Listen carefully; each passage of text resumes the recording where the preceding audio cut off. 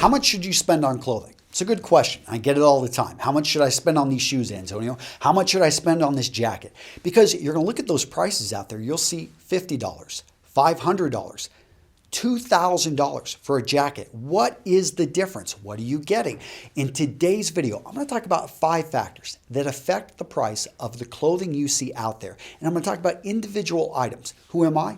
I'm Antonio. I'm the founder of Real Men Real Style, and I want to thank Valuetainment for bringing me on their channel to teach you all the power of presentation and how it can increase your earnings, how it can increase your competence, and what people think of you. Because think about it, when you walk into a room, you make a split decision based off of what you see. Before someone opens their mouth, you've already sized them up. You've already made a determination. Do you trust them? Fight or flight response here. And it's something that I want you to be able to master because yes, I know that who we are on the inside matters more than what we are on the outside. But like a diamond that's been shined, think about that, through heat and pressure, you've got a lot to show the world, and make sure that you're shined up so the world can see what you have to offer. Let's get into the 5 factors that affect the price of your clothing. Number 1, what are the materials used? Number 2, what's the build quality? Number 3, what's the country of origin? Number 4, where are you buying it in the distribution chain? And number 5, let's talk about artistic input. So number 1, the materials, the quality input. You've got to understand that for higher end materials, especially leather goods, luxury goods that use wools, higher end cottons, they're using fabrics, materials that there's a limited amount of, and the cost of those materials is going to be a certain amount. There are certain suits out there that will, and a suit uses on average 3 to 3.5 yards of fabric. Each yard of fabric from a higher end Italian or English mill is going to cost, some cases, hundreds of dollars. So the input going into that suit, we're already spending $500 to $1,000. You can bet that all the other stuff on there, it's got to at least be that. Otherwise, the company is going to lose money. So if you're out there looking at a skirt, maybe you're looking at a pair of shoes and it's $20. Understand that to be able to put that there at that price point, unless it's been marked down, and we'll get into that here in a second, but understand the materials are going to be very poor, are going to be very shoddy at that price point. It's simply the way it is. You've got to think that these aren't charities, these are businesses. So the materials and the cost of goods has a huge effect on the price. Next, let's talk about build quality. I'm going to use footwear as the example. So lower end shoes, they are glued together. Now, this allows us to get shoes to the market that are going to be very low cost because the time to make them actually is required very low. However, these shoes start to fall apart. They can't be resold. When we look at higher end shoes, what we see is they've been sewn together, and there's different levels of sewing. There's Blake stitching. Above that is the Goodyear welt. Both of those require a lot more time. They require special machinery, but those shoes can be resold. They're going to last longer. So the build quality has a huge effect on the price. Now let's talk about origin and manufacture. So if something is manufactured in a country that they pay the laborers a very high amount, you're going to see the price increase. So if it's made in Italy, made in the United States, made in England, you're going to see the price go up. If it's made in China, and that doesn't mean it's inferior, it just simply means that oftentimes they'll be able to drive the price down because they will be able to drive, it's just going to be lower cost of labor.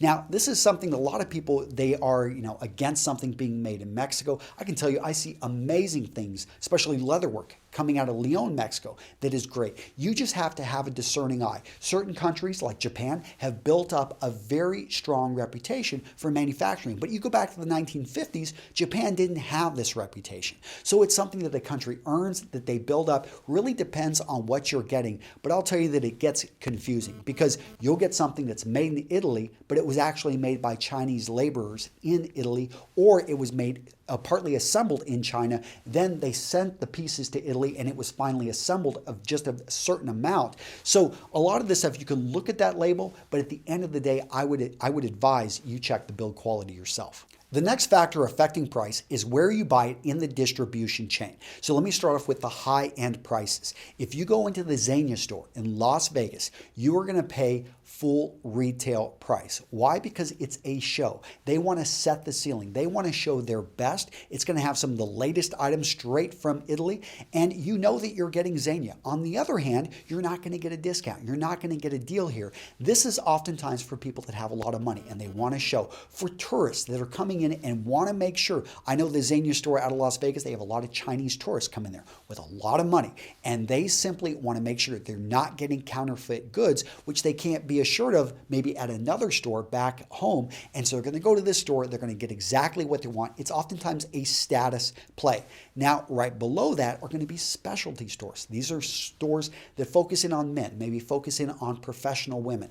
And the prices are going to probably be a little bit more reasonable. Sometimes you can have some great deals. Oftentimes, I find that the sales associates at these stores are some of the best. They're knowledgeable. They know what they're talking about. They can actually make a very good living working in these kind of stores. So here you're going to have great knowledge, and you're going to get, you're going to pay more, but you're oftentimes going to get a lot more.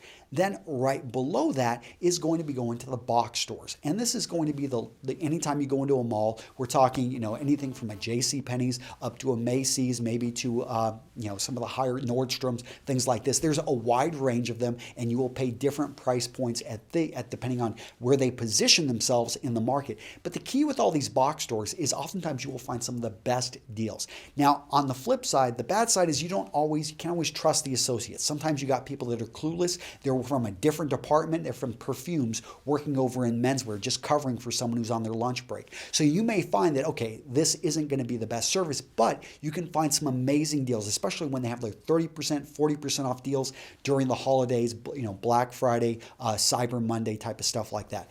After that, you can go directly to the manufacturer. Now, I find that this is one of the best deals, especially if you know what you're looking for. So you've got people that they try to cut out the whole distribution channel and sell directly to the public. Oftentimes, they don't have a store anywhere, a physical store. They've got just their online presence. So this is where you can find some amazing deals, but you can also get something that's totally wrong because you have no help, no one helping you navigate through. Although there are some that are doing a pretty good job. After that, we've got lower cost discount stores. So this is going to be, and the other places where clothing is oftentimes gotten rid of. So we're talking maybe the Salvation Army, we're talking the Goodwill stores, we're talking consignment stores, things like that. But what I love about these is you can find amazing deals. Oftentimes, maybe, for guys, I know when somebody passes away, what happens to all those guys? That all of his suits, his widow donates them. So yeah, you've got the suits of a dead guy, but hey, that was a $2,000 suit and you got it for $20. So if you're cool with that, but the point being is that is the life cycle of the clothing, and where you grab it in the distribution channel is going to have a huge effect on the price. The final factor affecting price is artistic input and the value that the artist places on his work. So if you get something that's manufactured by a machine, obviously the artistic input is pretty minimal, except for the designer who put the outfit together and designed it. That's pretty much it. But if you go to Santa Fe, New Mexico, and you're going through all those great shops and you find, wow, this is an amazing shawl, or these are amazing earrings, these are just amazing shoes, one of a kind, you may find that those shoes are going to be incredibly expensive. Or if the artist is good and they don't value their work very much, which happens a lot, especially over on Etsy, I see this all the time, you can find just amazing deals, great looking pieces that you won't find anywhere else, and they're going for really low prices. So this can have either a negative effect, it can also have a very high effect and can knock it up into the stratosphere, especially if it's coming in the menswear industry from like a high-end suit manufacturer like on Savile Row. I consider bespoke clothing to be from an artisan, almost like artistic. It doesn't mean, though, when you get something like this, that it's going to be better than just something like custom off the rack or from any of these other places. It just simply means that it's going to be made specifically for you with the input of an artist. So a lot of material covered in this video. I know I could have gone into a lot more detail, and if you want more, definitely go check out the other videos in this series. This video is built off of those other ones, so if you haven't watched them yet, go check them out. We'll link to them down in the description. I want to thank Valuetainment, Patrick, Mario, the team over there for allowing me to be here to share this information with you. And remember, when you're out there buying clothing for your wardrobe, this is an investment like your education, except people, when you've got that fancy degree, you spent $20,000, $50,000, $100,000 on that degree, but nobody sees it. What you wear on your body, people see every single day. So make sure what you wear matches what's in here, okay? Guys, I'll see you in the next video. Take care.